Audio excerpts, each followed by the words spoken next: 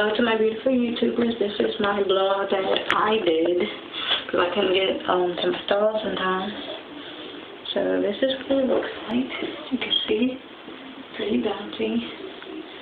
This is my pretty much my Nogi challenge update. Well, it's actually finished because today is December 1st, so the challenge is finished for me. I'm pretty happy with the results though.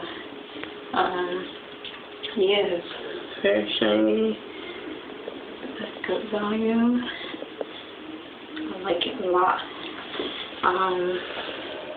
I will be doing a curly challenge, which means I will be doing braid out for 3 whole months. So I'm gonna do an update video on that challenge as well, and I'm gonna be updating new products. If you definitely want to get in the curly hair challenge, please comment and subscribe.